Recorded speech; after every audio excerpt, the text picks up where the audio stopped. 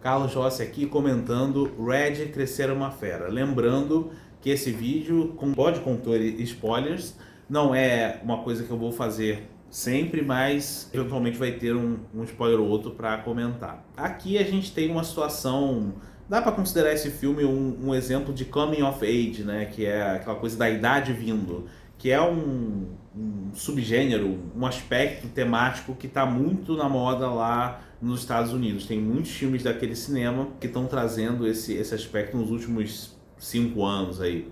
Aqui a gente vai acompanhar uma família de chineses imigrantes que estão tentando seguir a vida lá no Canadá. O contexto é esse. A protagonista se chama Mei Lin Lee, que é dublada pela Rosalie Chang no original e por Nina Medeiros no Brasil, que é uma adolescente de origem chinesa que ela vai descobrir que ela é capaz de se transformar num panda vermelho grande, né? Maior do que uma pessoa, pelo menos. E depois ela acaba descobrindo que isso é meio que uma tradição da família. E isso acaba sendo usado de uma maneira alegórica com a primeira menstruação, né? Tem toda uma passagem ali no início do filme, né? Quando ela começa a se transformar, em que tem um diálogo ali em que fica subentendido que ela tá falando disso, mas na verdade ela tá falando da transformação. E é interessante como o filme faz essa alegoria. Ao longo da trama, né, que ela vai se desenvolvendo, você tem um processo de aceitação e rejeição alternadas. Em alguns momentos a protagonista abraça essa característica e gosta disso, interage com os amigos a partir disso, e em um outro momento não, né? Em outro momento ela se incomoda, ela rejeita, e o filme vai trabalhar muito esse aspecto. Além disso, uma outra temática que aparece forte no filme é a oposição entre a tradição, né, da família conservadora, dos costumes, e a questão da modernidade autêntica do adolescente, que ele vai estar sempre confrontando essa tradição, né? Vai estar sempre trazendo essa reflexão, essa ponderação por meio do confronto. E que em alguns momentos vai ser até irresponsável. Podemos dizer assim, qual seria o problema desse filme? A animação em si é muito leve, é muito agradável de assistir, mas você sente que é algo que você já viu. E aí eu vou dar alguns exemplos aqui e com certeza a gente pode expandir para outros, ainda mais se tratando de Disney e Pixar.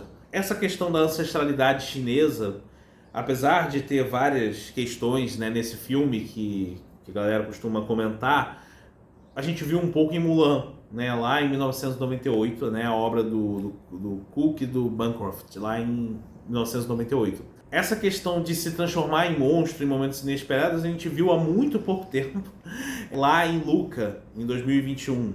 Essa coisa de você ser humano, parecer humano pelo menos, né, e de repente virar um monstro, né? Embora em Luca o contexto fosse diferente, claro. Mas também tem essa questão de isolamento, né? Da família se sentir isolada em relação ao resto da comunidade, porque a família carrega essa característica, enquanto o resto da comunidade não carrega. Essa questão da relação familiar, que impõe um perfeccionismo, que impõe um modelo de vida, você vai ver tanto em Mulan, também, né, que inclusive isso é meio um cerne para a história, uma temática central, e você também vai ver no recente Encanto, né, do Bush Howard lá de 2021. No caso de Encanto é o centro do enredo, literalmente. Aqui ele vai ter uma temática central em torno disso, mas as transformações da menina são um pouco mais o foco do que a relação, né, a questão do confronto com a ancestralidade. Uma outra comparação em relação ao cenário, em relação à ambientação. Você tem um cenário que é uma Toronto, lá do Canadá, em 2002. Então é uma ambientação que não costuma aparecer nos filmes da Disney e até nos filmes dos Estados Unidos, de uma maneira geral. Mas é uma ambientação urbana e um cenário que é contemporâneo. Apesar de ter 2 décadas aí, ele ainda é contemporâneo. E tem esse elemento de transporte ao mundo espiritual, transporte ao imaginário. E a gente vai ver isso, né, pela Pixar em Soul, do Doctor lá de 2020. E também Divertidamente, né, também Doctor 2015, né? Então são 2 filmes que vão trazer essa questão de cenário urbano versus espiritualidade versus mundo alternativo. Essa toada que o filme tem, que é muito focada nas bandas nas boy bands, né, que eram bem populares nessa época e que vão dialogar com o público que nasceu ali, né, que na verdade que nasceu não, que viveu o final dos anos 90 e os anos 2000, trazendo até algumas canções que são do mundo real, né, quer dizer, não foram compostas para o filme. Essa questão da cultura pop ela vai ser vista em Pateta o filme, lá em 1995, E também a gente vai ver isso muito nos filmes da DreamWorks, essa questão de trazer músicas que já existem, né, em oposição a composições originais que o filme, eu acho, também tem.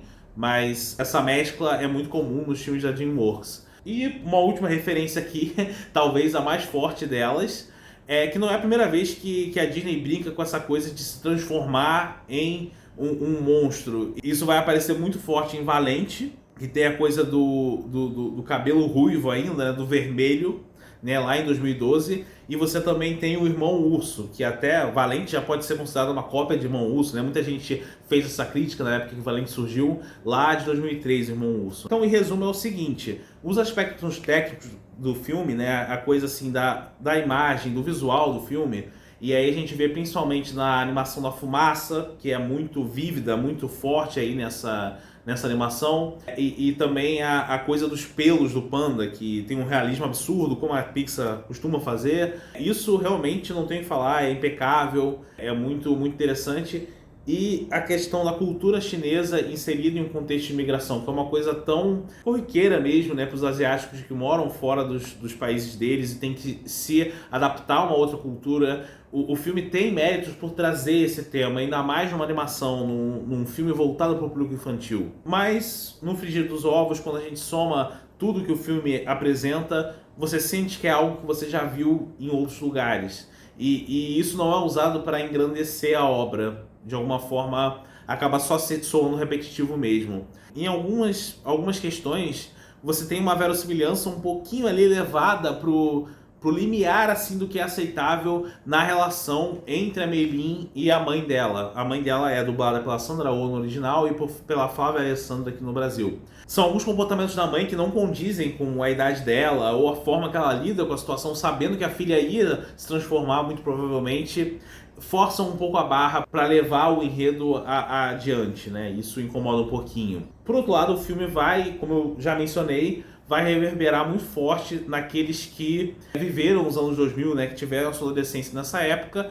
Mas é aquela história, justamente esse público já não é criança. Então, essas escorregadas na verossimilhança podem tornar o filme menos atraente para essas pessoas. Além disso, a gente tem também a barra, né, de comparação, a barra de exigência está muito alta, porque a gente está falando da Pixar. Você teve um período aí de revoluções quase anuais da Pixar e esse filme não é ruim, mas ele também não parece estar nesse nível. Mas ele tem como méritos assim uma coisa muito, muito interessante, que você consegue perceber o carinho da diretora, da Domee Shi, em trazer essa história, porque parece que ela justamente é uma imigrante chinesa no Canadá, então quer dizer, é uma história que é muito pessoal para ela e isso transparece dentro do filme e de alguma forma isso acaba tornando o filme encantador nesse sentido.